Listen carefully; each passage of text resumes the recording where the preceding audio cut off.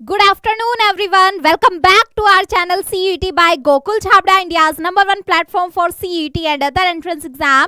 I am your educator Kiran Sharma. आज हम क्या करने वाले हैं? आज हम अपने डोमेन टेस्ट अकाउंटेंसी के मॉक टेस्ट क्वेश्चंस करने वाले हैं to score 200 out of 200 mark. ठीक है, आज हम अपने एमसीक्यू क्वेश्चंस करेंगे, ऑब्जेक्टिव बेस्ड क्वेश्चंस करेंगे. जिस तरह के क्वेश्चंस हमारे एग्जाम के अंदर आने वाले हैं उनके लिए हम ज़्यादा से ज़्यादा प्रैक्टिस अपनी करने वाले हैं. ठीक है, तो ज़्यादा से ज़्यादा क्वेश्चंस हमें जो है सॉल्व करने हैं. इसी तरह से आज मैं आपके लिए बहुत अच्छे अच्छे क्वेश्चंस लेकर के आई हूँ जो हम यहाँ पर सॉल्व करने वाले हैं. सभी स्टूडेंट्स को क्लास को शेयर करना है और लाइक करना है. ठीक है, शेयर करेंगे अपने फ्रेंड्स में, ग्रुप्स में, ताकि ज़्यादा से ज़्यादा स्टूडेंट जो है वो क्लास को ज्वाइन कर पाए. ठीक है, बहुत अच्छे अच्छे क्वेश्चंस हैं, साथ के साथ आंसर करके चलना है. ठीक है, कोई भी क्वेश्चन स्किप नहीं करना है. जैसे ही क्वेश्चन आपके सामने आता है एकदम से आपको आंसर करना है. चलिए, फर्स्ट क्वेश्चन हमारा आता है. क्या बोल रहा है question? Which of the following statement is और आर करेक्ट? कौन सी स्टेटमेंट जो है हमारी करेक्ट है वो बताना है. Good afternoon Tanvi. Option A बोल रहा है, देखिए फर्स्ट स्टेटमेंट जो है वो क्या कह रही है? 8% debentures means debenture carrying interest eight 8% per annum. जो 8% डिबेंचर्स, ये जो आपको दिया गया है 8% डिबेंचर, इसका मीनिंग क्या होता है? इसका मीनिंग ये है कि आपके जो डिबेंचर है उसका जो इंटरेस्ट रेट है वो 8% पर एनम है. सेकेंड स्टेटमेंट क्या बोल रही है कि डिबेंचर्स को एसेट साइड में शो किया जाता है बैलेंस शीट की. ठीक है, दोनों स्टेटमेंट पढ़ ली हैं. तो अब आपको क्या बताना है? अब आपको बताना है इनमें से कौन सी स्टेटमेंट करेक्ट है या हमारी दोनों ही स्टेटमेंट करेक्ट है. ऑप्शन ए बोल रहा है only one statement is correct. Option 2 बोल रहा है only second statement is correct. Option C बोल रहा है कि आपकी दोनों स्टेटमेंट करेक्ट है. और ऑप्शन डी बोल रहा है कि कोई भी स्टेटमेंट जो है वो हमारी करेक्ट नहीं है यहाँ पर. ठीक है, आंसर आ चुके हैं स्टूडेंट्स के. आंसर आ रहे हैं option number A, only first is correct. 8% debenture means debenture carrying interest 8% per annum. Very good, बिल्कुल करेक्ट आंसर है. क्योंकि जो हमारा डिबेंचर होता है, डिबेंचर में अगर इस तरह से करके अगर लिखा हुआ है 8% डिबेंचर्स अगर रिटर्न है, तो इस 8% का मीनिंग क्या है कि डिबेंचर का जो इंटरेस्ट रेट है वो 8% पर एनम है यहाँ पर. ठीक है, तो इसलिए हमारी स्टेटमेंट 1 जो है वो करेक्ट है. सेकंड स्टेटमेंट क्या बोल रही है कि डिबेंचर को बैलेंस शीट की एसेट साइड में शो किया जाता है, जबकि ऐसा नहीं होता है. डिबेंचर जो है एसेट नहीं है. डिबेंचर क्या है? बोरोड मनी है, लोन होता है एक तरह का. तो वो कहाँ जाता है? हमारी लाइबिलिटी साइड में जाता है, वो एसेट साइड में नहीं जाता. इसलिए हमारी स्टेटमेंट 2 जो है वो करेक्ट नहीं है. ओनली स्टेटमेंट 1 जो है वही हमारा करेक्ट आंसर है यहाँ पर. क्वेश्चन नंबर 2 आता है. A share holder Suhana who had applied for 1440 shares of 100 each. एक शेयर होल्डर है जिसका नेम क्या है? सुहाना है, जिसने क्या किया? 1440 शेयर्स के लिए अप्लाई किया जो 100 ईच के हैं, और वो फेल हो गई अलॉटमेंट मनी पे करने में जो 30 पर शेयर थी, और first and final call money भी वो पे नहीं कर पाई, उसका रेट भी 30 पर शेयर है. कंपनी ने इशू की थी 50,000 शेयर्स और एप्लीकेशंस आई थी कितने शेयर्स के लिए? 60,000 शेयर्स के लिए on pro rata allotment basis. What will be the amount of calls in arrear on first and final call? First and final call पर कॉल्स इन एरियर का कितना अमाउंट बनता है वो आपको कैलकुलेट करके बताना है. ऑप्शन ए बोल रहा है 26,400, ऑप्शन बी बोल रहा है 36,000, ऑप्शन सी बोल रहा है 43,200 एंड ऑप्शन डी बोल रहा है कि इनमें से कोई भी करेक्ट आंसर नहीं है. तो जल्दी से बताएंगे क्या करेक्ट आंसर हमारा होना चाहिए. एक शेयर होल्डर है जिसका नेम सुहाना है, 1440 शेयर्स के लिए उसने अप्लाई किया है, 100 ईच का है शेयर, फेस वैल्यू जो है वो 100 है शेयर्स की. अलॉटमेंट मनी नहीं पे कर पाई वो, और first and final call money भी पे नहीं कर पाई. अलॉटमेंट मनी भी 30 पर शेयर है और first and final call money भी हमारी 30 पर शेयर ही है. कंपनी ने जो शेयर्स इशू किए हैं वो 50,000 शेयर्स इशू किए हैं, बट एप्लीकेंट्स जो एप्लीकेंट्स हैं उन्होंने कितने शेयर्स के लिए एप्लीकेशंस दी हैं? 60,000 शेयर्स के लिए दी है. प्रो राटा बेस पर अलॉटमेंट किया गया है, और बताना है कि फर्स्ट एंड फाइनल कॉल पर कितना अमाउंट हमारा कॉल्स इन एरियर में आता है. ठीक है, जल्दी से कैलकुलेट करके बताएंगे.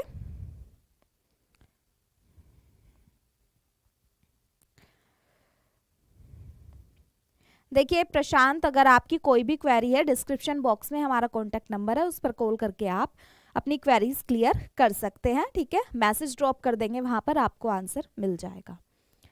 राहुल पाल बोल रहे हैं आंसर है ए, ऑप्शन ए। चलिए जल्दी से बताएंगे क्या करेक्ट आंसर हमारा होना चाहिए। शेयर होल्डर है जिसके कितने शेयर्स हैं? 1440।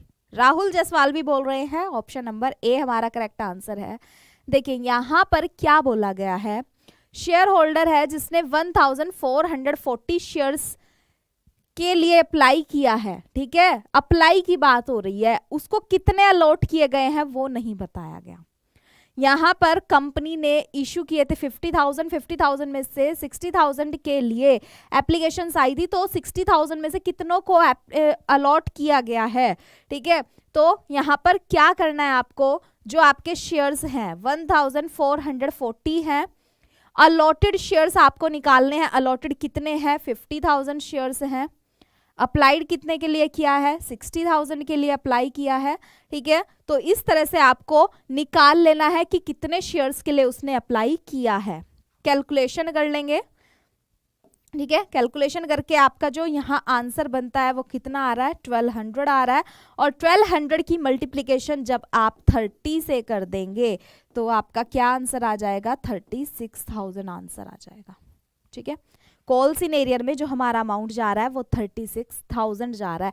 आपने कैसे आंसर निकाला है? आपने डायरेक्टली 1440 को 30 से मल्टीप्लाई कर दिया और 26,400 आपका आ गया है, बट ऐसा नहीं करना है आपको। ठीक है, तो हमारा करेक्ट आंसर क्या बनता है? यहाँ पर 36,000 बनता है।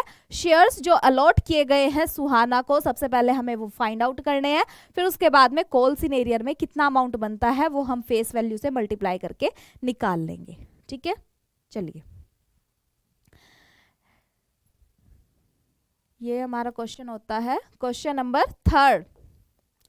How goodwill is recorded on the retirement of a partner. यहां पर आपको कुछ जनरल एंट्रीज गिवन है, आपको बताना है कि जब किसी पार्टनर का रिटायरमेंट होगा तो आप गुडविल के लिए किस तरह से जर्नल एंट्रीज प्रिपेयर करेंगे। ऑप्शन ए में बोला गया है remaining partners capital account debit to retiring partners capital account with his share of goodwill. Option B बोल रहा है कि रिमेनिंग पार्टनर्स कैपिटल अकाउंट जो है वो डेबिट होंगे न्यू रेशो में और रिटायरिंग पार्टनर कैपिटल अकाउंट उसके शेयर गुडविल के शेयर के साथ क्रेडिट होगा। ऑप्शन सी पर बोला जा रहा है गुडविल अकाउंट डेबिट होगा ओल्ड रेशो में और all partners capital account credit होंगे। ऑप्शन डी बोल रहा है गुडविल अकाउंट डेबिट होगा with his share and retiring partner capital account credit होगा। तो आपको बताना है कि जब किसी पार्टनर का रिटायरमेंट होता है तो आप गुडविल की ट्रांजैक्शन किस तरह से करते हैं, क्या जनरल एंट्री आप पास करते हैं गुडविल की ट्रीटमेंट के लिए, वो जनरल एंट्री आपको बतानी है। इनमें से कौन सी जनरल एंट्री जो है हमारी करेक्ट है। यहाँ पर जल्दी से आंसर करेंगे। आंसर आ रहे हैं ऑप्शन नंबर ए, सी। चलिए करेक्ट आंसर हमारा क्या बनेगा यहाँ पर? Remaining partners capital account debit to retiring partners capital account with his share of goodwill. ठीक है, जब भी कोई पार्टनर रिटायर होता है तो क्या होता है, जो हमारे रिमेनिंग पार्टनर है उनको क्या होता है? प्रॉफिट होता है, गेन होता है। ठीक है, क्योंकि जो पार्टनर जा रहा है वो अपना शेयर किसके लिए छोड़ करके जा रहा है? रिमेनिंग पार्टनर्स के लिए। तो रिमेनिंग पार्टनर को गेन हो रहा है, तो गेनिंग पार्टनर क्या करता है? सैक्रिफाइसिंग पार्टनर को कंपनसेट करता है गुडविल के शेयर से। ठीक है, तो हमारे जो रिमेनिंग पार्टनर्स हैं वो रिटायरिंग पार्टनर को कंपनसेट करेंगे गेनिंग रेशियो में अपने गुडविल के शेयर से। ठीक है, समझ में आई बात? क्वेश्चन नंबर 4 आता है हमारा, at the time of admission of a new partner Vasu. New partner का एडमिशन हो रहा है जिसका नेम है Vasu. Old partner Paresh and Prabhav had debtor of 6,20,000 and a provision for doubtful debts of 20,000 in their books. ठीक है, डेटर्स जो है 6,20,000 के हैं और प्रोविजन फॉर डाउटफुल डेट्स जो है वो 20,000 के हैं। As per term of admission assets were revalued and it was found that debtor worth 15,000 had turned bad debts and hence would be return off. ठीक है, 15,000 के डेटर्स को आपको क्या करना है, बैड डेट्स में पहुंचा देना है और उनको रिटर्न ऑफ भी करना है। तो आप कौन सी जर्नल एंट्री जो है पास करेंगे इस अकाउंटिंग ट्रीटमेंट के लिए। ठीक है, सॉरी,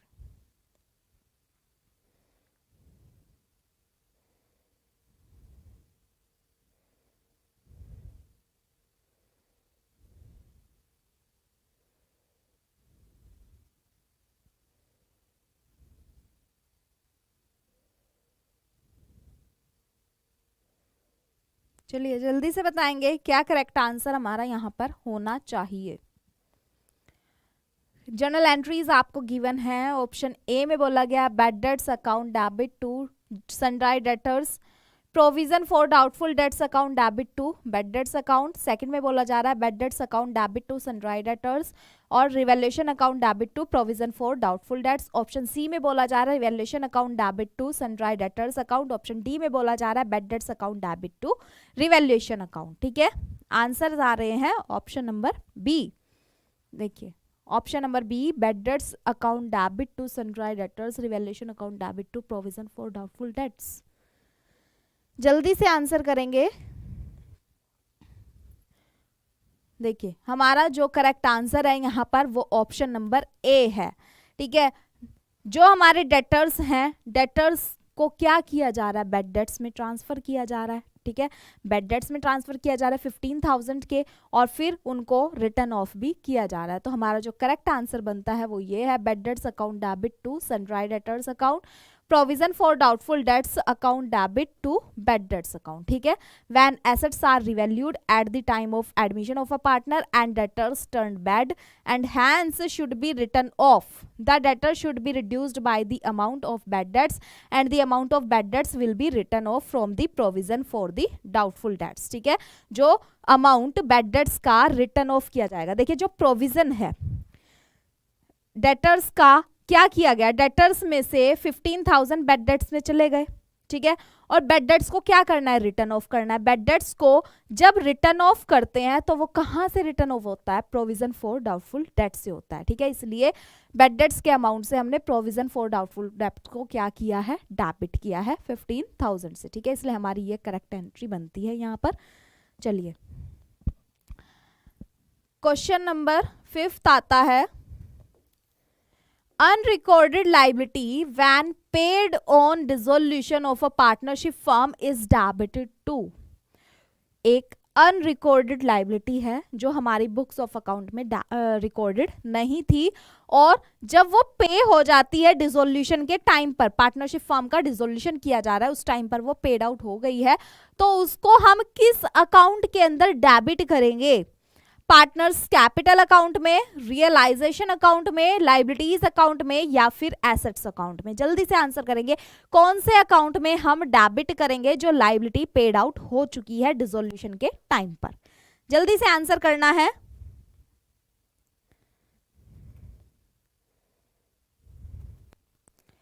आंसर्स आ रहे हैं option number B, realisation account. Very good, बिल्कुल करेक्ट आंसर है। देखिए जब भी लाइबिलिटी पेड आउट होती है तो वो हमारे रियलाइजेशन अकाउंट में क्या की जाती है, डेबिट की जाती है।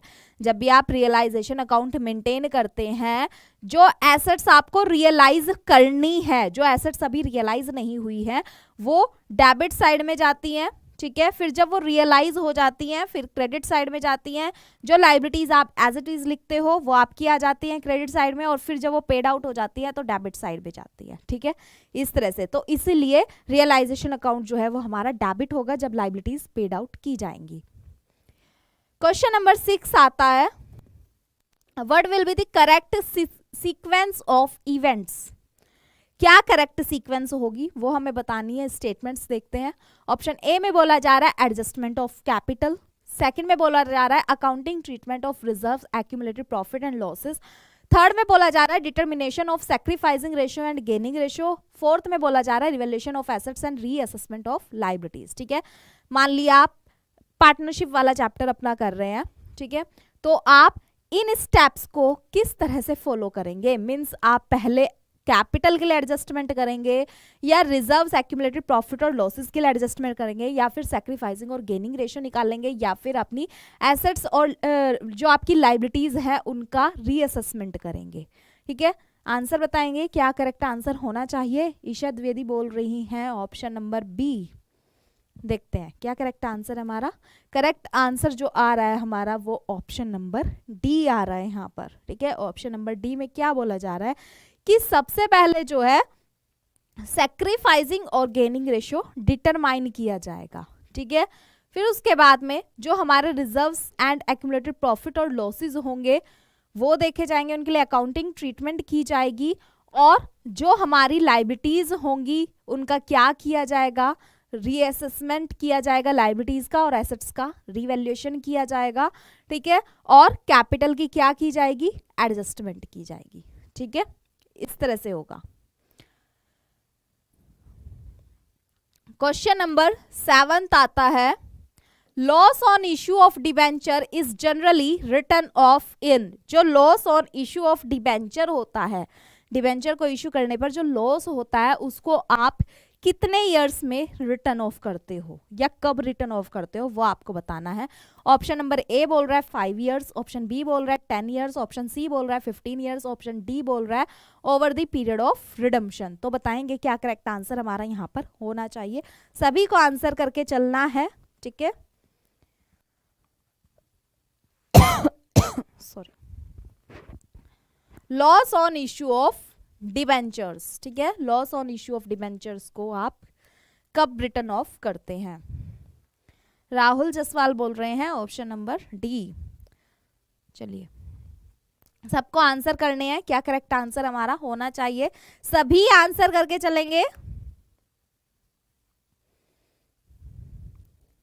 चलिए, करेक्ट आंसर जो हमारा आता है वो क्या है, over the period of redemption. ठीक है, राहुल जायसवाल ने बिल्कुल करेक्ट आंसर दिया है यहाँ पर। Over the period of redemption जो है वो हमारा करेक्ट आंसर यहाँ पर होता है। Loss on issue of debentures is generally written of over the period of redemption. Question number 8 आता है, if debentures purchased in open market are not immediately cancelled they are treated as। जो debentures purchase किए जाते हैं open market में वो immediately cancel नहीं होते हैं। तो यहाँ पर हमारा करेक्ट क्या ट्रीटमेंट होना चाहिए, मीन्स जो डिबेंचर परचेज किए गए हैं ओपन मार्केट में और उनको इमीडिएटली कैंसिल नहीं किया जाता तो उनको हम क्या मान करके चलते हैं, कैसे ट्रीट करते हैं उनको।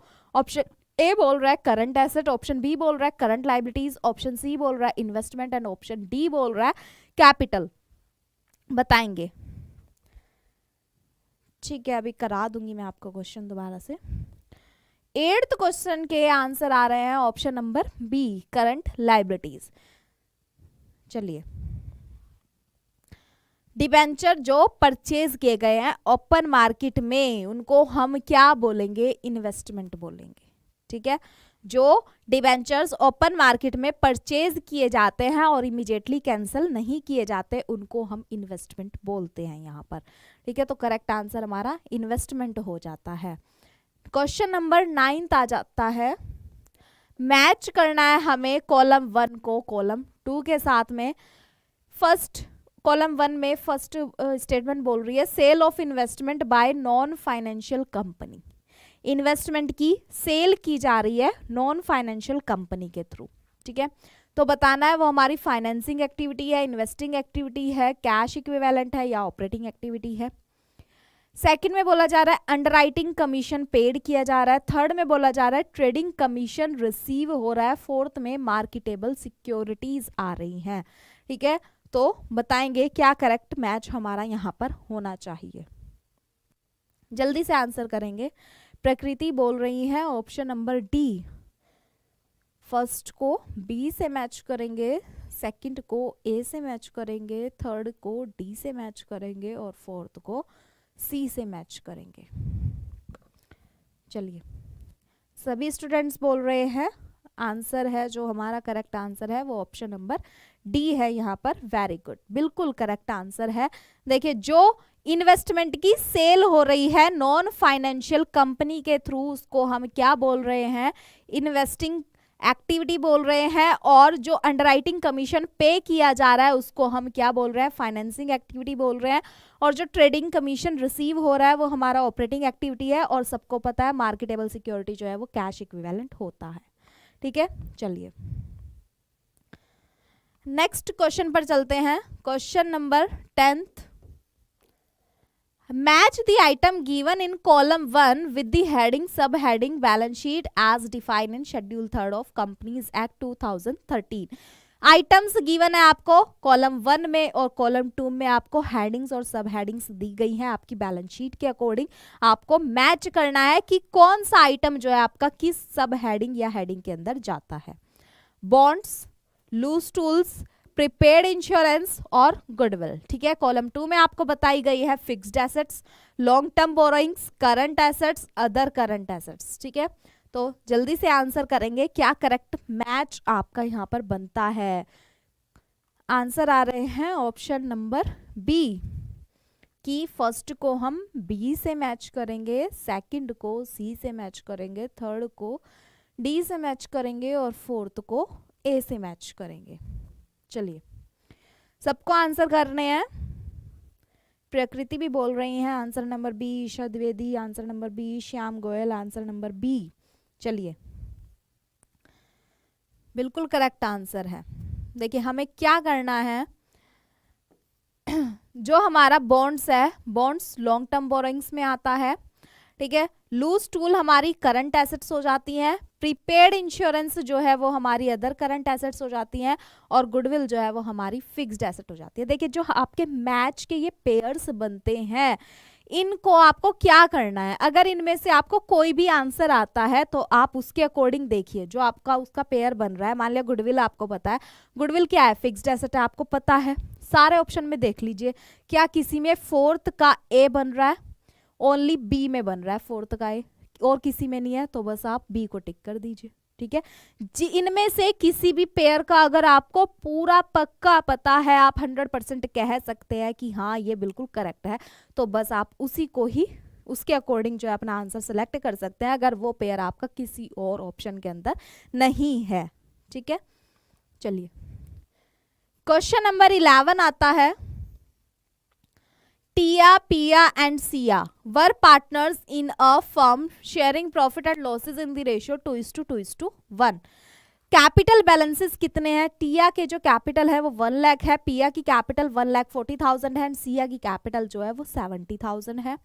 On 31st March 2021, Pia decided to retire from the firm. The balance in general reserve on the date of Pia's retirement 50,000. ठीक है, पिया ने डिसाइड किया फर्म से रिटायर होना और उसका जो जनरल रिजर्व का बैलेंस है वो 50,000 है और जो फर्म की गुडविल है वो 60,000 है, प्रॉफिट ऑन रिवैल्यूएशन 15,000 है।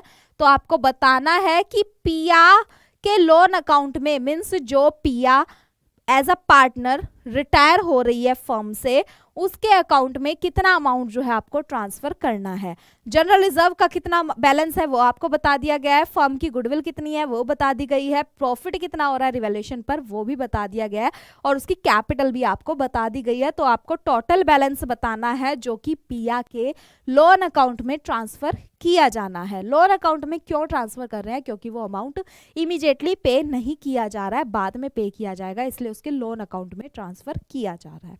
ठीक है, ऑप्शन ए में बोला गया 1,70,000, ऑप्शन बी में बोला गया 1,90,000, ऑप्शन सी में बोला गया 1,80,000 एंड ऑप्शन डी में बोला गया 1,78,000 रुपीज। ठीक है, तो जल्दी से आंसर करेंगे, बहुत अच्छा सा क्वेश्चन है, सबके आंसर आने चाहिए, बिल्कुल करेक्ट आंसर आपको बताना है। जल्दी से आंसर करेंगे सभी स्टूडेंट्स। राहुल पाल बोल रहे हैं option number B, Isha Dwivedi बोल रही हैं ऑप्शन नंबर बी 1,90,000। सबको आंसर करना है। चलिए अनमोल पवार आंसर नंबर बी, यहाँ हमारा करेक्ट आंसर 1,90,000 बनता है। वेरी गुड एवरीवन, सबने करेक्ट आंसर बोले हैं। हर्षराज, चलिए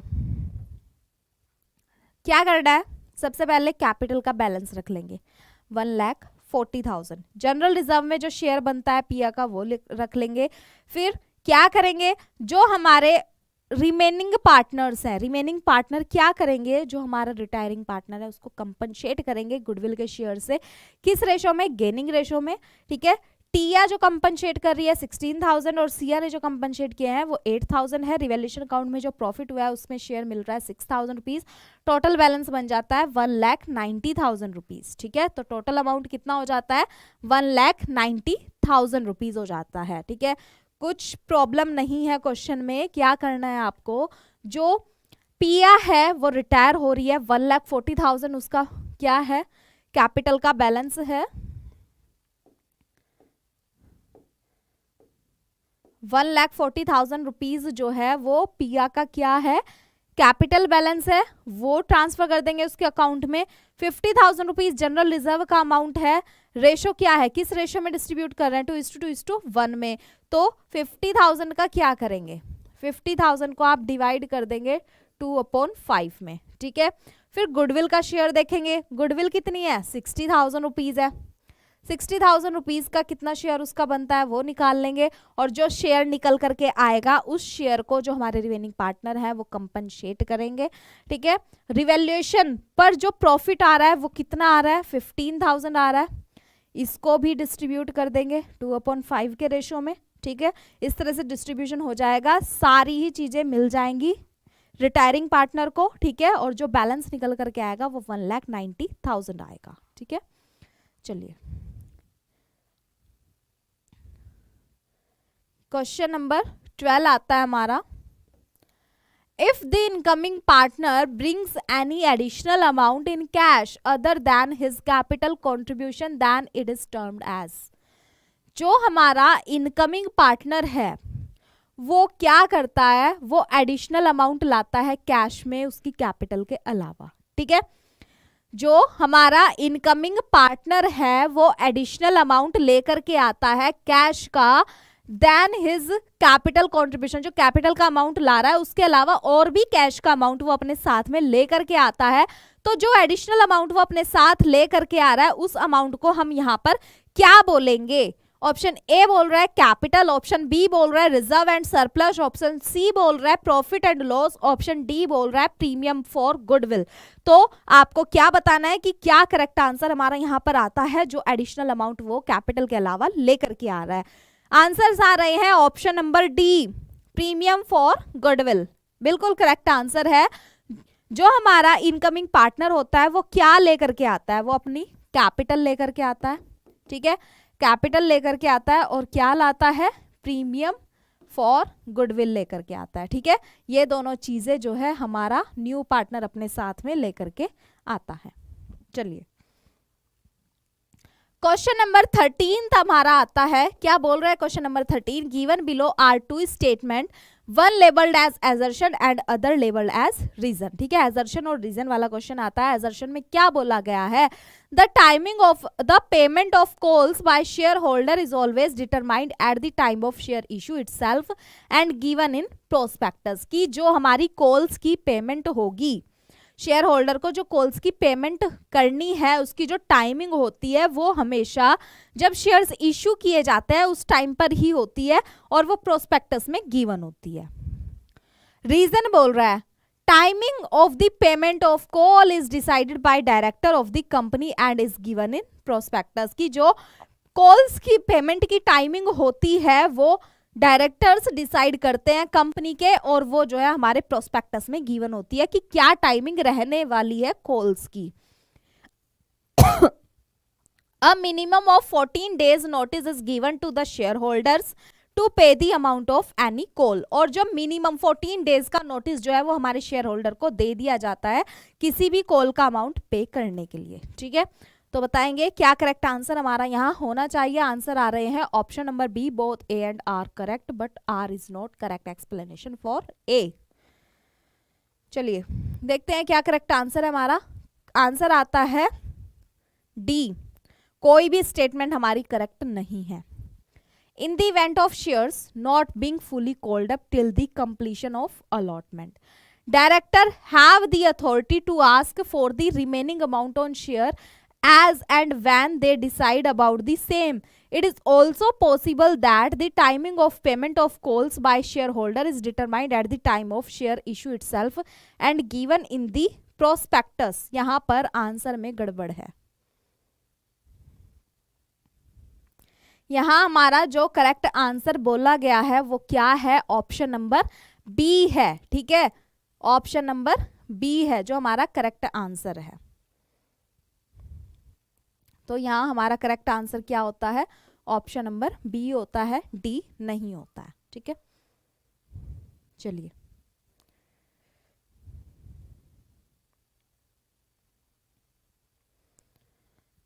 क्वेश्चन नंबर 14 आता है. A club has income of 16,000 and deficit debited to capital fund of 4,300 for the year 2021. Then expenditure for the year 2021 is. देखिए यहाँ क्या बोला गया है कि जो क्लब है उसकी इनकम कितनी है? 16,000 रुपीज है. ठीक है, डिफिसिट जो है वो डेबिट किया जा रहा है कैपिटल फंड में. कितने रुपीज का? 4,300 का फॉर द ईयर 2020 to 21. और एक्सपेंडिचर कितना होगा हमारा 2020 to 21 के लिए? 16,000 इनकम है, डेफिसिट 4,300 का है, एक्सपेंडिचर बताना है कितना होगा. बहुत इजी सा क्वेश्चन है, जल्दी से आंसर आ जाने चाहिए. ऑप्शन ए बोल रहा है 11,700, ऑप्शन बी बोल रहा है 4,300, ऑप्शन सी बोल रहा है 20,300 एंड ऑप्शन डी बोल रहा है नन ऑफ द अबव. जल्दी से आंसर करेंगे, क्या करेक्ट आंसर हमारा यहाँ पर होना चाहिए? आंसर आ रहे हैं ऑप्शन नंबर सी 20,300. बिल्कुल करेक्ट आंसर है, क्योंकि यहाँ पर आपको क्या करना है? देखिए देखते ही आंसर आ जाना चाहिए. 16,000 इनकम बताई गई है, 4,300 का डिफिसिट आ रहा है, मीन्स जो एक्सपेंडिचर है वो हमारी इनकम से कितने ज्यादा है? 4,300 है. तो हम इनकम में 4,300 को ऐड कर देंगे, एक्सपेंडिचर का अमाउंट निकल करके आ जाएगा 20,300. ठीक है, चलिए क्वेश्चन नंबर 15 करेंगे. Income and expenditure account generally indicates. जो हमारा इनकम एंड एक्सपेंडिचर अकाउंट होता है वो जनरली क्या इंडिकेट करता है? बहुत इजी सा क्वेश्चन है, जल्दी से बताएंगे. इनकम एंड एक्सपेंडिचर अकाउंट क्या इंडिकेट करता है? सरप्लस और डिफिसिट, कैश बैलेंस या कैपिटल फंड या नेट प्रॉफिट और लॉस? क्या शो करता है हमारा इनकम एंड एक्सपेंडिचर अकाउंट? अमन दुबे बोल रहे हैं ऑप्शन नंबर सी. देखिए जो आप जिस क्वेश्चन का आंसर दे रहे हैं उसके साथ क्वेश्चन नंबर भी लिखें, से कंफ्यूजन हो जाता है. हो सकता है ये आंसर आपका पहले वाले क्वेश्चन के लिए हो. सुधांशु बोल रहे हैं 15 का ऑप्शन नंबर ए. प्रकृति बोल रही हैं ऑप्शन नंबर ए. सभी को आंसर करना है. जो भी स्टूडेंट्स क्लास को देख रहे हैं सभी आंसर करके चलेंगे और क्लास को लाइक कर देंगे और शेयर करेंगे ताकि और भी स्टूडेंट्स ज्वाइन हो पाए. ठीक है, देखिए एमसीक्यू क्वेश्चन हम कर रहे हैं, इसमें आपका ही प्रॉफिट है. इससे आपको पता लग जाता है कितनी आपकी प्रिपरेशन है और कितनी प्रिपरेशन आपको करनी है और आप कहाँ स्टैंड कर रहे हैं. ठीक है, सबको अपने स्कोर भी बताने हैं, किसके कितने स्कोर हुए हैं, कितने क्वेश्चंस आपके करेक्ट गए हैं, कितने रॉन्ग गए हैं. अपने मार्क्स भी नोट करते रहेंगे. ठीक है, सभी ऑप्शन नंबर ए बोल रहे हैं. Very good. जो हमारा इनकम एंड एक्सपेंडिचर अकाउंट है वो जनरली क्या शो करता है? सरप्लस और डिफिसिट शो करता है. Income and expenditure account generally indicate surplus और डिफिसिट. चलिए क्वेश्चन नंबर 16 करेंगे. A and B are partners sharing profit and losses in the ratio 2:1. जो हमारे A और B पार्टनर्स हैं वो प्रॉफिट एंड लॉसेस शेयर कर रहे हैं 2:1 की रेशियो में. They take C as a partner for 1/5 share. Goodwill account appears in the book 15,000. जो गुडविल है अकाउंट की में वो कितनी है? 15,000. For the purpose C's admission, goodwill of the firm is valued at 30,000. C is to pay proportionate premium for goodwill which he pays to A and B privately. ठीक है, जो इनकमिंग पार्टनर है उसने गुडविल का amount क्या कर दिया? Privately पे कर दिया है पार्टनर्स को. The general entry for adjustment of goodwill will be. क्या जनरल एंट्री हमें करनी है गुडविल की एडजस्टमेंट के लिए? C's capital account debit to A's capital account to B's capital account. A's capital account debit, B's capital account debit to goodwill account. Premium for goodwill account debit to A's capital account to B's capital account. C's capital account debit to premium for goodwill account. ठीक है, जल्दी से answer करेंगे क्या correct treatment हमारी होनी चाहिए goodwill की एडजस्टमेंट के लिए. आंसर आ रहे हैं ऑप्शन नंबर बी। जल्दी से आंसर करेंगे, क्या करेक्ट आंसर हमारा होना चाहिए यहाँ पर। सुधांशु बोल रहे हैं option number B, Rahul Jaswal बोल रहे हैं option number B, Isha Dwivedi, Rahul Paul, Aman Dubey सभी बोल रहे हैं आंसर नंबर बी जो है वो हमारा करेक्ट आंसर है। Is capital account debit, B is capital account to goodwill account. Correct answer हमारा ऑप्शन नंबर बी है। वेरी गुड एवरीवन, सबने करेक्ट आंसर दिया है, बिल्कुल करेक्ट आंसर सबने बोला है। ठीक है, जो गुडविल की एडजस्टमेंट करनी है वो क्या होगी, जो हमारे कैपिटल होंगे, जो हमारे पार्टनर्स होंगे, ओल्ड पार्टनर्स, उनके कैपिटल अकाउंट क्या हो जाएंगे, डेबिट हो जाएंगे। जो गुडविल हमारी ऑलरेडी एग्जिस्ट है बुक्स में उसको हमें क्या करना है, रिटर्न ऑफ करना है। और जो गुडविल हमारी ऑलरेडी अपीयर होती है बुक्स ऑफ अकाउंट्स में उसको रिटर्न ऑफ करने के लिए क्या किया जाता है, जो हमारे ओल्ड पार्टनर्स हैं उनके कैपिटल अकाउंट्स को डेबिट किया जाता है in old profit sharing ratio. ठीक है, चलिए क्वेश्चन नंबर 17 आता है। Jawahar limited issued 40,000 equity shares. हमारा जो कंपनी है जवाहर लिमिटेड उसने क्या किया, 40,000 इक्विटी शेयर्स जो है इशू किए हैं। 100 जो है उसकी फेस वैल्यू है एट पार। एप्लीकेशन पर 20% पेमेंट है, अलॉटमेंट पर 40% और जो बैलेंस है वो हमारा फर्स्ट एंड फाइनल कॉल पर रिसीवेबल है। Application were received for 50,000 shares bye the company. Directors of the company allotted the shares on pro rata basis. How much allotment will be received in cash on allotment. ठीक है, यहाँ पर बोला गया है कि कितना अमाउंट जो है वो रिसीव हो रहा है कैश में अलॉटमेंट पर। ठीक है, अलॉटमेंट मनी बतानी है, कितना अमाउंट रिसीव हो रहा है। 40,000 इक्विटी शेयर्स इशू किए गए हैं। ठीक है, 40% मिल रहा है अलॉटमेंट मनी पर, जो अमाउंट रिसीव हो रहा है वो 40% हो रहा है। तो बताएंगे क्या करेक्ट आंसर हमारा होना चाहिए।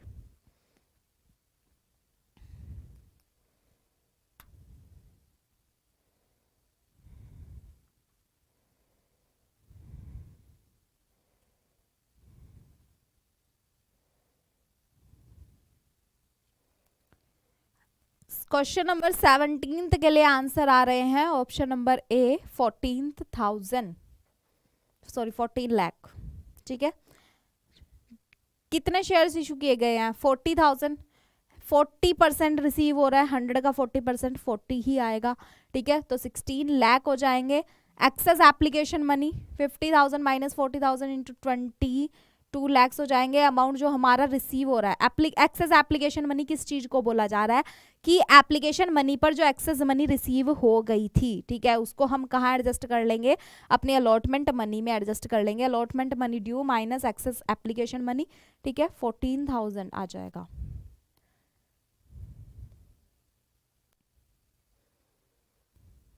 ये यहाँ पर हमें जो है एक्सेस मनी रिसीव हुई थी। ठीक है, चलिए क्वेश्चन नंबर 18 आता है हमारा। Which of the following are the characteristics of a company. इनमें से कौन जो है कंपनी की कैरेक्टरिस्टिक होती है।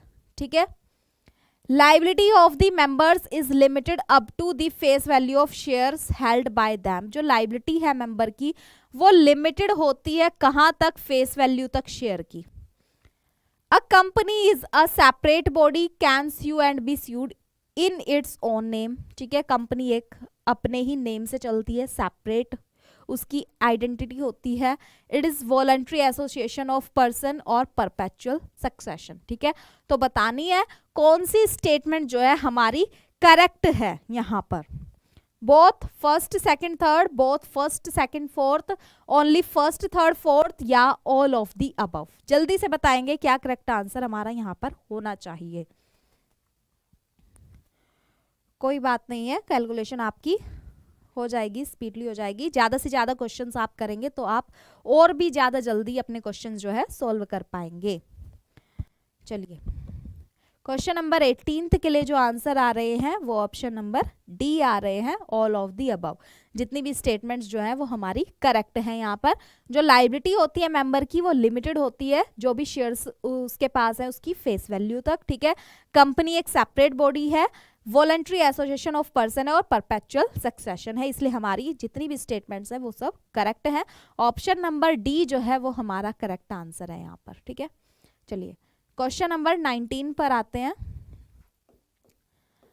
money received in advance from shareholders before it is actually called up by the directors is, जो मनी रिसीव हुई है एडवांस में शेयर होल्डर से, before it is actually cold up, means actual में वो मांगी नहीं गई है, कंपनी ने अभी तक उसकी डिमांड नहीं की है, कोल्ड अप नहीं की है और उसके लिए मनी जो है रिसीव हो चुकी है, तो आप उसको क्या करेंगे, debited to calls in advance account, credited to calls in advance account या डेबिटेड टू कॉल्स अकाउंट या नन ऑफ दीज। जल्दी से बताएंगे क्या करेक्ट आंसर हमारा होना चाहिए।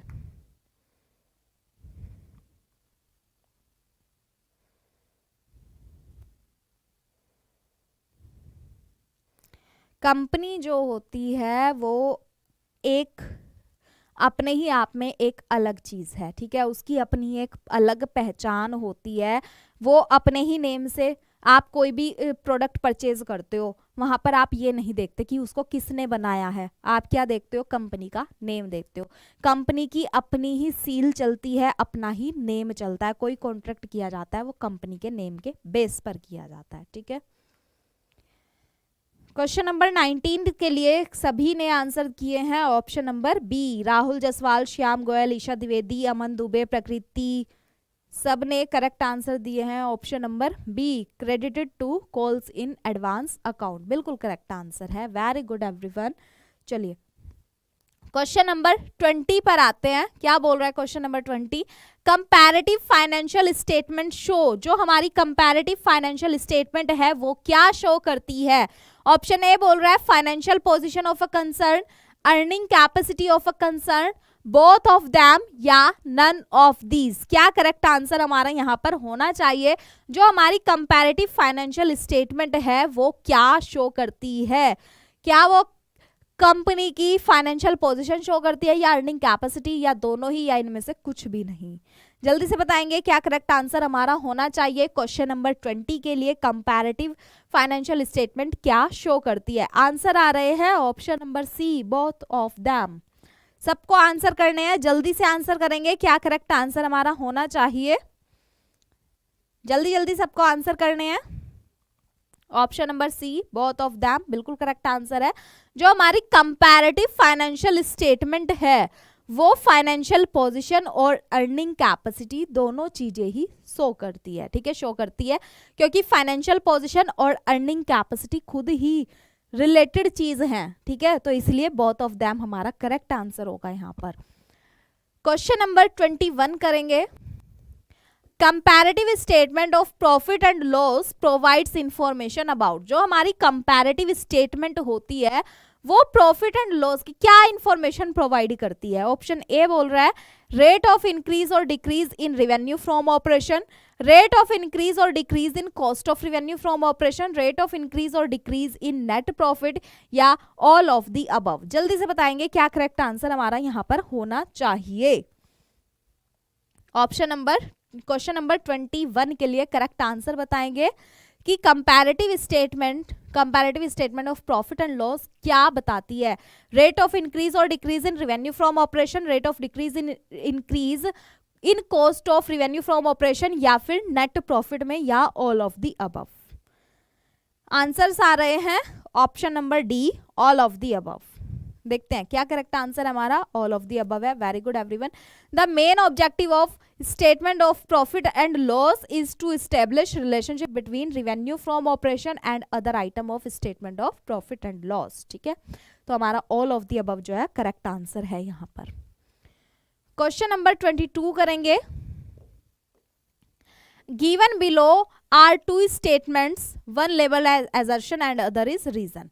Earthquakes or thefts are considered as extraordinary item in term of cash flow, ठीक है, अर्थक्वेक या थेफ्ट जो हो जाती है मीन्स चोरी या जो भी मतलब नेचुरल डिजास्टर्स हैं, अगर वो होते हैं तो उनको हम क्या बोलते हैं, एक्स्ट्राऑर्डिनरी आइटम्स बोलते हैं। दे आर डिस्क्लोज्ड सेपरेटली, और इनको सेपरेटली डिस्क्लोज किया जाता है।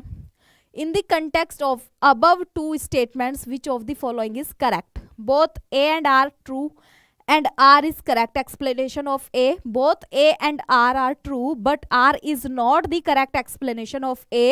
ए is true but R is false, A is false but R is true. बताना है हमारा क्या करेक्ट आंसर यहाँ पर होना चाहिए क्वेश्चन नंबर 22 के लिए। आंसर्स आ रहे हैं option number A, both A and R true and R is the correct explanation of A. बिल्कुल करेक्ट आंसर है, क्योंकि जो हमारे एक्स्ट्रा ऑर्डिनरी आइटम है वो हमारे रेगुलर फिनोमिनन के अंदर नहीं आते हैं। वो ऐसी चीजें हैं जो जिनका हमें पता ही नहीं है कि वो कब हो जाए। अर्थक्वेक का किसी को पता है कब आ सकता है? अर्थक्वेक नहीं पता, थेफ्ट का भी नहीं पता। कोई भी नेचुरल डिजास्टर है या जो भी नेचुरल चीज है जो हमारे कंट्रोल में नहीं है, हाँ, वो कब हो जाए कुछ नहीं पता।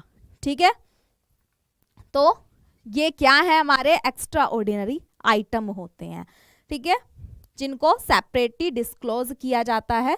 ठीक है, हमारा नेक्स्ट क्वेश्चन आता है क्वेश्चन नंबर 23।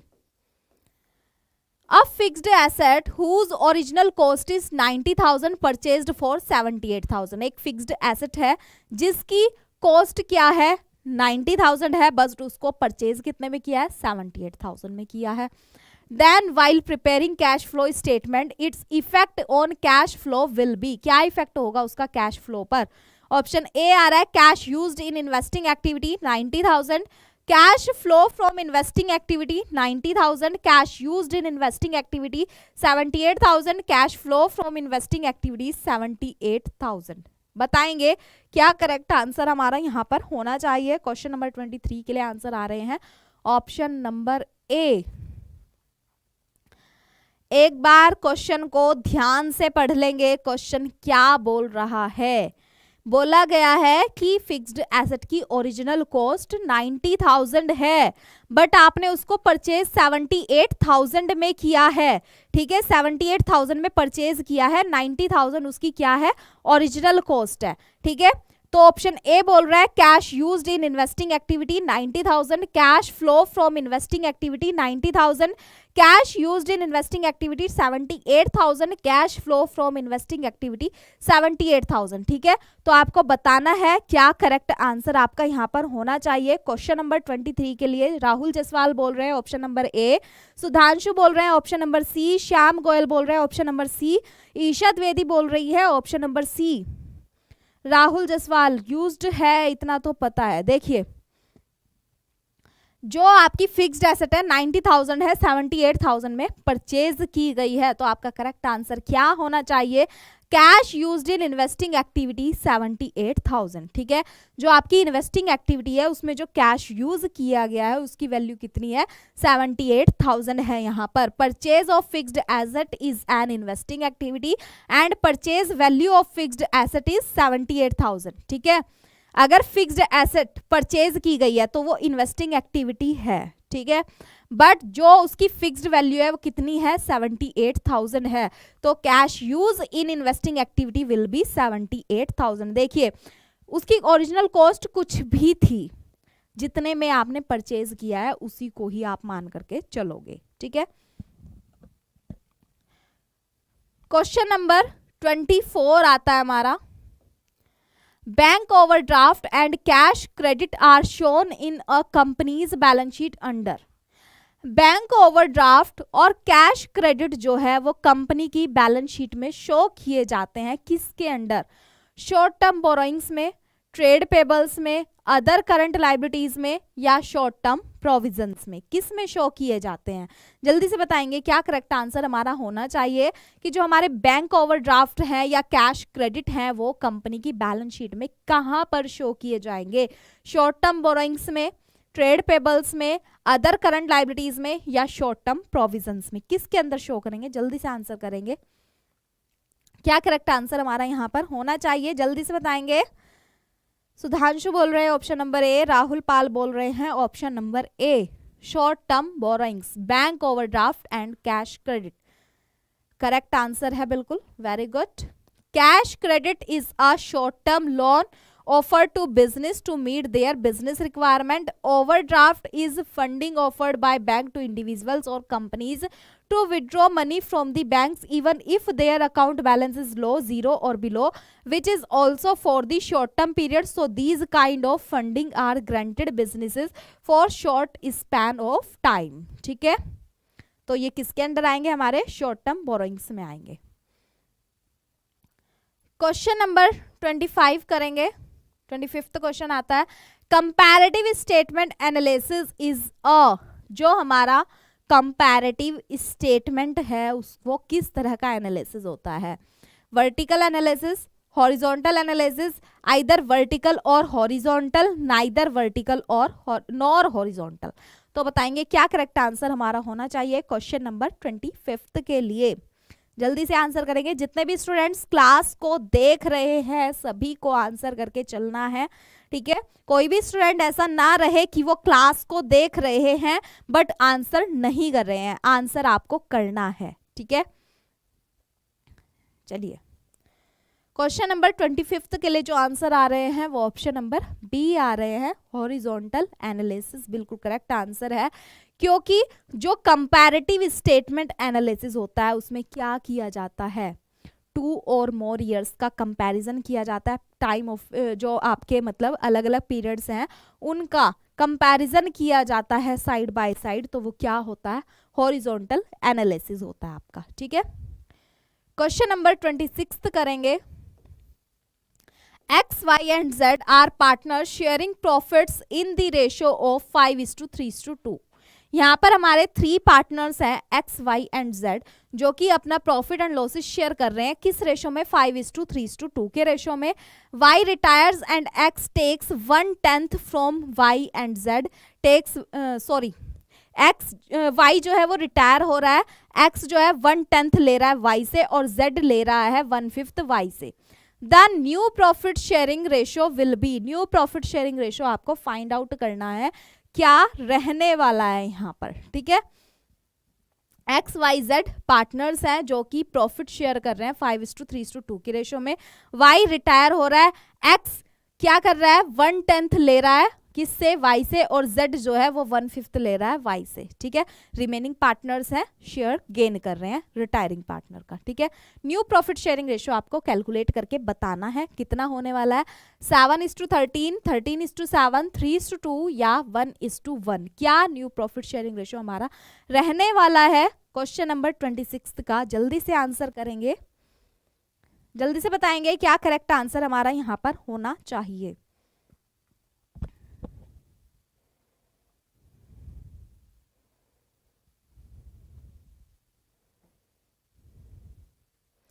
सुधांशु बोल रहे हैं ऑप्शन नंबर सी 3:2. सभी को आंसर करने हैं, सभी स्टूडेंट्स आंसर करेंगे. जल्दी से कैलकुलेट करना है, आंसर करके चलना है साथ के साथ.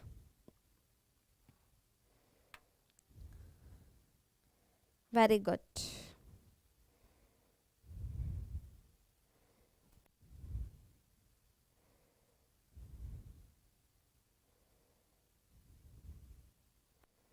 जल्दी से बताएंगे करेक्ट आंसर.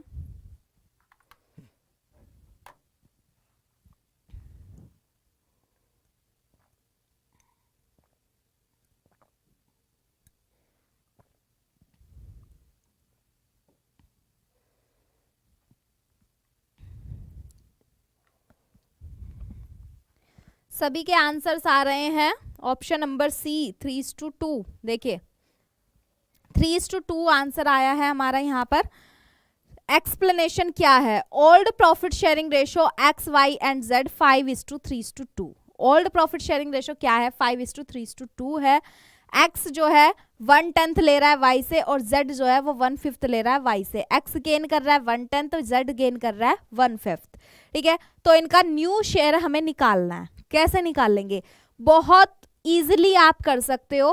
क्या करना है, directly old profit sharing ratio उठाना है इन पार्टनर्स का और जो इन्होंने लिया है रिटायरिंग पार्टनर से उसे ऐड कर देना है, आपका न्यू प्रॉफिट शेयरिंग रेशो आ जाएगा. सिंपल, बस इतना सा आपको करना था इस क्वेश्चन का आंसर निकालने के लिए। जो हमारे रिमेनिंग पार्टनर्स हैं उनका ओल्ड प्रॉफिट शेयरिंग रेशियो लेना है और उसमें जो उन्होंने रिटायरिंग पार्टनर से लिया है उसको ऐड कर देना है, आपका न्यू प्रॉफिट शेयरिंग रेशियो आ जाना है। ठीक है, कुछ भी प्रॉब्लम नहीं है, बहुत सिंपल सा क्वेश्चन था ये आपका। क्वेश्चन 27 करेंगे। Ajay and Vijay are partners in a firm sharing profit and losses in the ratio of 2:1। ठीक है, अजय एंड विजय 2 पार्टनर्स हैं जो कि प्रॉफिट एंड लॉसेस शेयर कर रहे हैं 2:1 की रेशियो में। It was decided by them to share profit equally from 1 January 2020। ठीक है, ये डिसाइड हुआ है कि वो प्रॉफिट एंड लॉसेस जो शेयर करेंगे इक्वली शेयर करेंगे 1 जनवरी 2020 से। सैक्रिफाइसिंग एंड गेनिंग रेशियो बताना है क्या होने वाला है।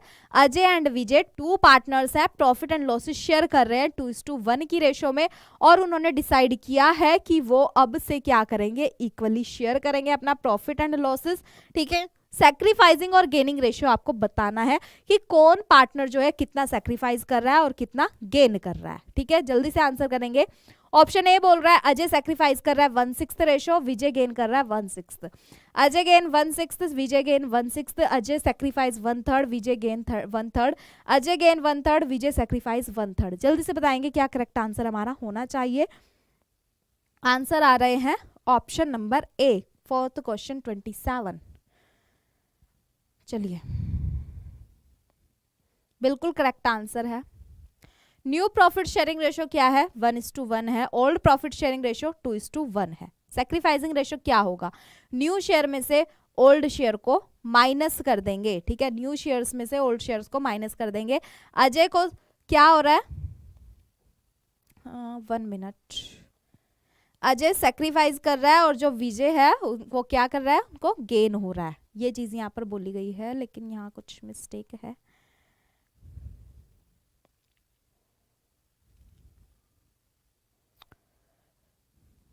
जो हमारा ओल्ड रेशियो है, देखिए यहाँ पर क्या करना है, यहाँ पर क्या किया इन्होंने, न्यू रेशो को पहले रख दिया और ओल्ड रेशो को बाद में कर दिया। बट क्या करना है, ओल्ड रेशो पहले रखना है और न्यू रेशो बाद में रखना है। ठीक है, उससे आपका आंसर जो है बिल्कुल क्लियर आएगा। ऐसे नहीं करना है कि न्यू पहले रख दिया और ओल्ड बाद में। ओल्ड रेशो पहले रखेंगे और न्यू रेशो बाद में रखेंगे, तब आपको बिल्कुल करेक्ट आंसर पता लग पाएगा, वरना आप कंफ्यूज हो जाएंगे। ठीक है, चलिए क्वेश्चन नंबर 28 आता है हमारा।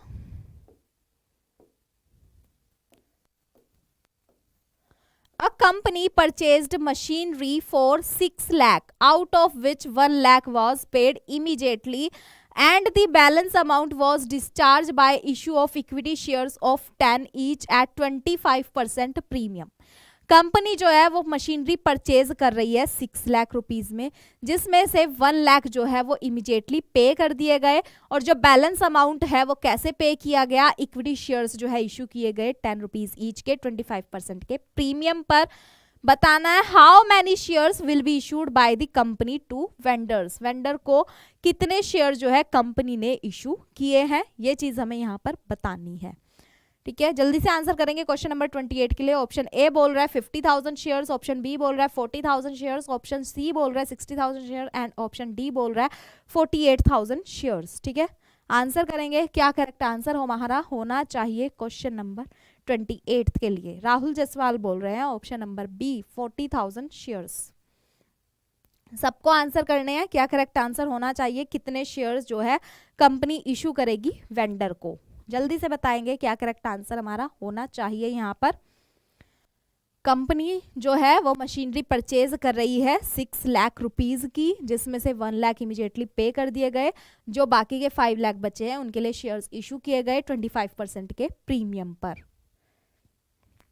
सभी बोल रहे हैं आंसर नंबर बी 40,000 शेयर्स, बिल्कुल करेक्ट आंसर है। देखिए क्या किया गया है, 6 लाख रुपीज में से 1 लाख पेड कर दिए गए, 5 लाख हमारे बचते हैं, 10 रुपीज जो है वो फेस वैल्यू है, 25% का प्रीमियम है, मीन्स 2.50 है, 12.50 जो है हमारी फेस वैल्यू बनती है। निकालना है कितने नंबर ऑफ शेयर्स जो है वो इशू किए जा रहे हैं। टोटल अमाउंट अपना रखेंगे और प्राइस पर शेयर रखेंगे, डिवाइड कर देंगे, 40,000 शेयर्स हमारे निकल करके आ जाएंगे। ठीक है, क्वेश्चन नंबर 29 करेंगे। सम्राट limited purchased land from Goenka limited for 36 lakh. ठीक है, सम्राट लिमिटेड कंपनी है जो कि गोयनका लिमिटेड से 36 लाख रुपीस में लैंड परचेज कर रही है। And payment was made by issuing shares of 100 पर शेयर एट 20% प्रीमियम। और जो पेमेंट की जा रही है वो शेयर्स इशू करके की जा रही है, 100 रुपीज का 1 शेयर है, 20% का प्रीमियम भी प्रोवाइड किया जा रहा है। पूछा जा रहा है कितने नंबर ऑफ शेयर्स जो है वो इशू किए जाएंगे सम्राट लिमिटेड के थ्रू गोयनका लिमिटेड कंपनी को। सेम क्वेश्चन है जैसे हमने लास्ट क्वेश्चन किया, सेम ऐसे ही ये वाला क्वेश्चन होना है हमारा। सम्राट लिमिटेड है जिन्होंने गोयनका लिमिटेड से लैंड परचेज की है 36 लाख रुपीज में। पेमेंट जो है वो शेयर्स इशू करके की गई है, 100 रुपीज जो है वो फेस वैल्यू है, 20% का यहाँ पर प्रीमियम लगाया गया है। नंबर ऑफ शेयर्स बताने हैं सम्राट लिमिटेड ने गोयनका लिमिटेड को कितने नंबर ऑफ शेयर्स जो है वो इशू किए हैं। आंसर आ रहे हैं ऑप्शन नंबर ए 30,000। देखते हैं क्या करेक्ट आंसर है हमारा, 30,000 है। Very good everyone. Amount payable को इश्यू प्राइस से डिवाइड कर देना है, 30,000 रुपीज हमारे नंबर ऑफ शेयर्स आ जाएंगे यहाँ पर। ठीक है, चलिए question number 30th। Eight the time of dissolution of firm loan of partners. समझ में आया, फर्म का डिसोल्यूशन हो रहा है, पार्टनर का लोन है जो कि लोन पार्टनर ने फर्म को दिया है, is paid out of amount realised on sale of asset. वो पे आउट किया जा रहा है जो अमाउंट रियलाइज हुआ है सेल ऑफ एसेट से। कैसे? After making the payment of loans given by third party. Third party ने जो लोन दिया था उसकी पेमेंट करने के बाद में, या after payment of balance of capital accounts of partner. Partners के कैपिटल अकाउंट सेटल कर दिए उसके बाद में पेमेंट की जा रही है लोन की, या after making the payment of above A and B. इन दोनों की पेमेंट करने के बाद में, या before the payment of loan given by third party. Third party ने जो लोन दिया है उसकी पेमेंट से पहले। जल्दी से बताएंगे क्या करेक्ट आंसर होना चाहिए। बहुत इजी सा क्वेश्चन है, एकदम आंसर आना चाहिए। जल्दी से आंसर करेंगे क्वेश्चन नंबर 30 के लिए, क्या करेक्ट आंसर हमारा होना चाहिए। जल्दी से बताएंगे। आंसर आ रहे हैं ऑप्शन नंबर ए। जल्दी से आंसर करके चल रहा है, क्या करेक्ट आंसर हमारा होना चाहिए यहाँ पर। Option number A, very good. चलिए, after making the payment of loan given by third party, बिल्कुल करेक्ट आंसर है कि जो लोन पार्टनर ने फर्म को दिया है उसकी पेमेंट कब की जाती है, थर्ड पार्टी ने जो लोन दिया था उसकी पेमेंट के बाद में, after making the payment of loan given by third party. ठीक है, क्वेश्चन नंबर 31 करेंगे। On dissolution if a partner undertakes to make payment of a liability of the firm, the account to be debited is। Dissolution हो रहा है firm का, partner undertake कर रहे हैं, क्या कर रहे हैं, to make payment of a liability of the firm. Firm की लाइबिलिटी की पेमेंट करने के लिए, मीन्स फर्म की लाइबिलिटी अंडरटेक कर रहे हैं। ठीक है, कौन सा अकाउंट जो है डेबिट होना है यहाँ पर, profit and loss account, partners capital account, realisation account या कैश अकाउंट। बताएंगे किस अकाउंट को हम यहाँ पर डेबिट करेंगे। ओनली 4 क्वेश्चंस आपके और रहते हैं, 35 क्वेश्चन हमें कंप्लीट करना है, 31st क्वेश्चन पर हम अभी हैं। ठीक है, जल्दी से बताएंगे, जल्दी जल्दी आंसर करेंगे तो जल्दी से हमारे क्वेश्चंस भी कंप्लीट हो जाएंगे, इसलिए जल्दी से आंसर करने हैं सबको। करेक्ट आंसर आ रहे हैं option number B, Isha Dwivedi. Answer number C, correct answer. जो हमारा रियलाइजेशन अकाउंट आता है वो क्या है, डेबिट हो जाएगा। At the time of dissolution of partnership firm, if a partner undertake to make payment of liability of the firm, realisation account is debited. Realisation account को हम डेबिट करेंगे। ओनली ईशा द्विवेदी ने करेक्ट आंसर दिया है यहाँ पर, वेरी गुड। क्लैपिंग हो जाए ईशा द्विवेदी के लिए। चलिए, क्वेश्चन नंबर 32 हमारा यहाँ पर आता है। If there is a match fund that match expenses and incomes are to be transferred to, match fund है यहाँ पर, ठीक है, मैच फंड है, तो मैच एक्सपेंसेस और इनकम्स जो है वो कहाँ ट्रांसफर किए जाएंगे, इनकम एंड एक्सपेंडिचर अकाउंट में, asset side of balance sheet में, या liability side of balance sheet, या फिर both income and expenditure account and balance sheet, दोनों में। जल्दी से बताएंगे क्या करेक्ट आंसर हमारा होना चाहिए यहाँ पर, जल्दी से बताएंगे। सभी स्टूडेंट्स जो हैं वो अच्छा रिस्पॉन्स दे रहे हैं, इसीलिए सभी के लिए क्लैपिंग्स है, सभी स्टूडेंट्स बहुत अच्छे से रिस्पॉन्स कर रहे हैं। कोई बात नहीं, अगर कोई क्वेश्चन किसी का गलत हो रहा है, गलत रॉन्ग क्वेश्चन सभी के हो रहे हैं, किसी ना किसी का कोई ना कोई क्वेश्चन जो है वो रॉन्ग हो रहा है यहाँ पर, ठीक है, बट जो आपकी मतलब जो सबसे ज्यादा आंसर्स आ रहे हैं वो करेक्ट आ रहे हैं, ठीक है। वेरी गुड एवरीवन, बहुत अच्छा रिस्पॉन्स आपका है, और भी ज़्यादा से ज़्यादा स्टूडेंट्स आपको ज्वाइन करने हैं अपनी क्लास में, ताकि आपका कंपटीशन जो है वो और बड़ा हो, ठीक है, आपको और ज़्यादा मतलब अच्छा लगे, और ज़्यादा आपकी स्पीड इंक्रीज हो कि आपको इससे पहले अपने आंसर करने हैं, ठीक है। चलिए आंसर आ रहे हैं option number D, Adil zone बोल रहे हैं ऑप्शन नंबर ए। देखिए मैच फंड है, मैच के जो भी एक्सपेंसेस और इनकम होंगे वो हमें कहाँ ट्रांसफर करने हैं। सबसे पहले जान लीजिए मैच फंड क्या है, कैपिटल रिसीट है, उसके एक्सपेंसेस और इनकम की बात हो रही है, तो वो कहाँ जाएंगे, बैलेंस शीट की लायबिलिटी साइड में जाएंगे। देखिए मैच फंड है, मैच फंड क्रिएट किया गया है, मैच फंड से रिलेटेड कोई भी एक्सपेंस है तो वो मैच फंड से डिडक्ट होगा, उस मैच फंड से रिलेटेड कोई इनकम है तो मैच फंड में क्या होगी, ऐड होगी, ठीक है। तो कहाँ शो किए जाएंगे वो सारी चीजें, हमारी बैलेंस शीट की लायबिलिटी साइड में, क्योंकि मैच फंड भी बैलेंस शीट की लायबिलिटी साइड में ही होता है, ठीक है। चलिए क्वेश्चन नंबर 32 आता है हमारा, the amount due to the deceased partner will be paid to his. बहुत इजी क्वेश्चन है, बहुत सिंपल क्वेश्चन है हमारा। जो अमाउंट ड्यू है डिसीज्ड पार्टनर को, कोई पार्टनर है उसकी डेथ हो गई है, उसका जो अमाउंट ड्यू है वो किसको पे किया जाएगा, ये चीज हमारा क्वेश्चन यहाँ पर पूछ रहा है। क्या उसके फादर को पे किया जाएगा, क्या उसके फ्रेंड को पे किया जाएगा, या उसकी वाइफ को पे किया जाएगा, या उसके एग्जीक्यूटर को पे किया जाएगा, ठीक है। जल्दी से बताएंगे क्या करेक्ट आंसर हमारा होना चाहिए। प्रकृति बोल रही है ऑप्शन नंबर डी, जल्दी से बताएंगे क्या करेक्ट आंसर हमारा यहाँ पर होना चाहिए। जब कोई पार्टनर डिसीज्ड हो रहा है उसका जो भी अमाउंट बनता है वो किसको पे किया जाएगा, सभी ने बोला है ऑप्शन नंबर डी एग्जीक्यूटर, बिल्कुल करेक्ट आंसर है। The amount due to the deceased partner will be paid to his executor, ठीक है। जो भी अमाउंट ड्यू है पार्टनर को वो उसके एग्जीक्यूटर को पे किया जाएगा। एग्जीक्यूटर कौन है, हमारे डिसीज्ड पार्टनर का लीगल रिप्रेजेंटेटिव होता है, ठीक है।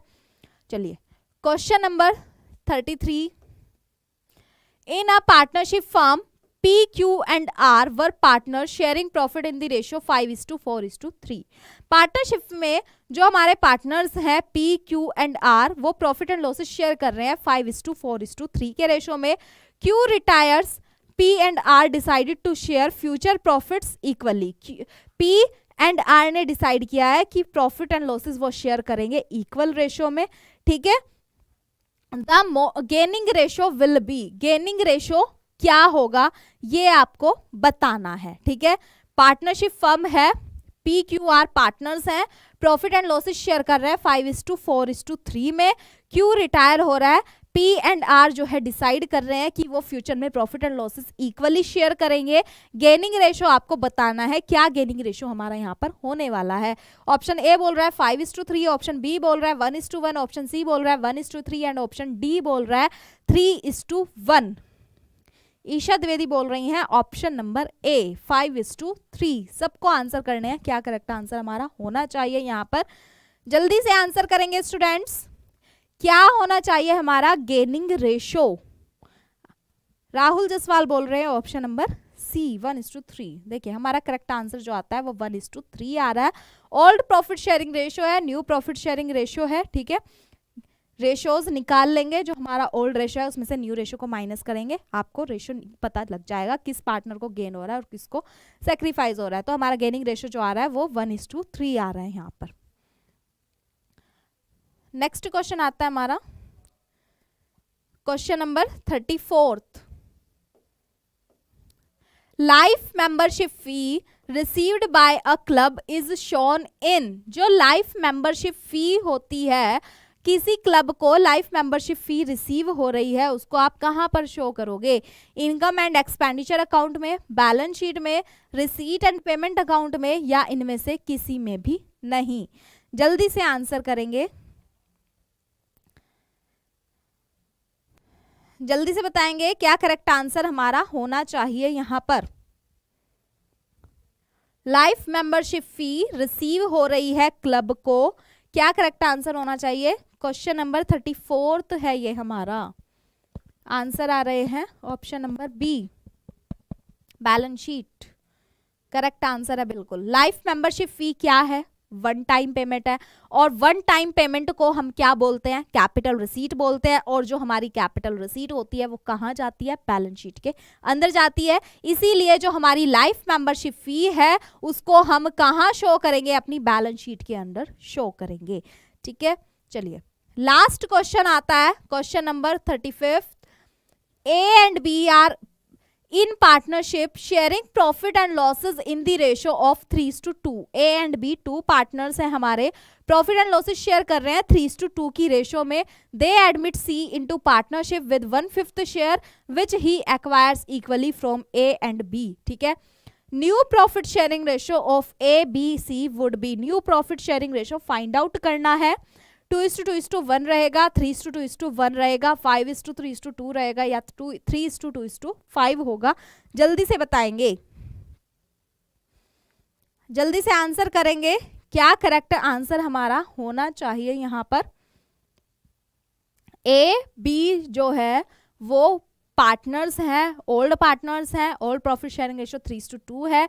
न्यू पार्टनर एडमिट हुआ है जिसका नेम है सी, 1/5 उसका शेयर रहने वाला है, बताना है जो उसने एक्चुअली एक्वायर किया है ए और बी से इक्वली, और न्यू प्रॉफिट शेयरिंग रेशियो बताना है क्या रहने वाला है हमारे पार्टनर्स का। जल्दी से आंसर करेंगे, क्या करेक्ट आंसर हमारा होना चाहिए क्वेश्चन नंबर 35 के लिए। सबको आंसर्स करने हैं, आंसर आ रहे हैं ऑप्शन नंबर सी, 5:3:2। चलिए सबको आंसर कर देने हैं एक बार, जल्दी से सभी स्टूडेंट्स आंसर करेंगे, क्या करेक्ट आंसर हमारा होना चाहिए क्वेश्चन नंबर 35 के लिए। राहुल जसवाल बोल रहे हैं option number C, Vidhan Jain बोल रहे हैं option number C, Davish Sharma, Shyam Goyal, Prakriti ये भी बोल रहे हैं ऑप्शन नंबर सी, 5:3:2 बिल्कुल करेक्ट आंसर है। Very good everyone. C share acquired from A and B. ठीक है, कैसे एक्वायर कर रहा है? इक्वली एक्वायर कर रहा है। ठीक है, 1/10 वो दोनों से ले रहा है, तो क्या हो जाता है रेशो? 5:3:2 हो जाता है हमारा न्यू रेशो। ठीक है, चलिए